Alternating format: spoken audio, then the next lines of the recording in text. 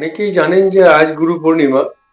আর অনেকের বাড়িতে গুরু পূর্ণিমা উপলক্ষে ভগবান ভগবানকে সবাই পুজো দেয় আর গুরুদেবকে পুজো দেওয়া হয়, কারণ আজকের দিনটা খুব শুভ দিন। এই উপলক্ষে আমার বাড়িতেও আমার ওয়াইফ গুরু পূর্ণিমার পুজো দিচ্ছে। সাথে আমি আপনাদেরকে দেখাচ্ছি যে কিভাবে সাজানো হয়েছে আমার মন্দিরটাকে।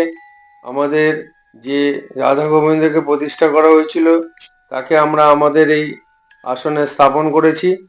দেখুন আমাদের রাধা গোবিন্দর মূর্তি, আমাদের রাধা গোবিন্দকে কত সুন্দর লাগছে।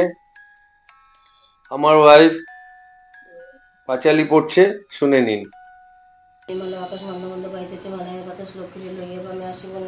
আমাদের সমস্ত দেবতাদের সাজানো হয়েছে। দেখুন আমাদের এইটা রাধা গোবিন্দকে স্থাপন করেছিলাম, এবার সে রাধা গোবিন্দ মূর্তি আর মা লক্ষ্মী ওই যে দেখছেন অধিষ্ঠিত হয়ে আছে।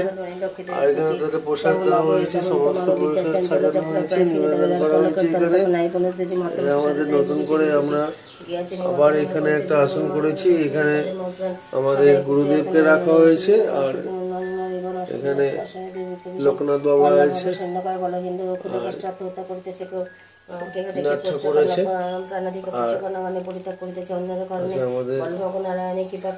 গুরুদেব আমার ওয়াইফ পুজো করছে। এই হলো সমস্ত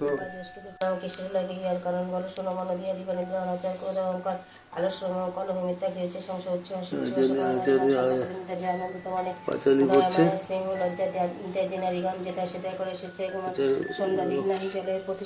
যেহেতু এটা গুরু পূর্ণিমা তাই গুরুর পাঁচালি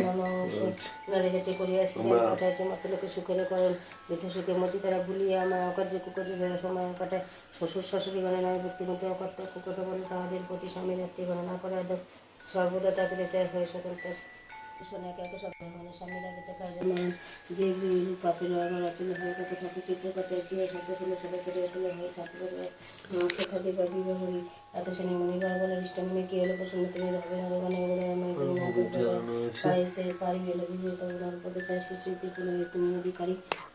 আমাদের এই আসনে যে আমার স্ত্রী গুরু পূর্ণিমার পুজো আস্থা করছে, সেখানে আমরা রাধা গোবিন্দকে রেখেছি।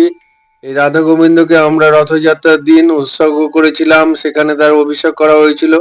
তাকে এনে আমরা আমাদের এই ঘরের আসনে রেখেছি। দেখুন আমাদের রাধা গোবিন্দকে কত সুন্দর লাগছে। আপনারা রাধা গোবিন্দের দর্শন করুন। আর আমাদের এই আজকের গুরু পূর্ণিমার ভিডিওটা ভালো লাগলে অবশ্যই একটু কমেন্ট করে জানাবেন। ধন্যবাদ।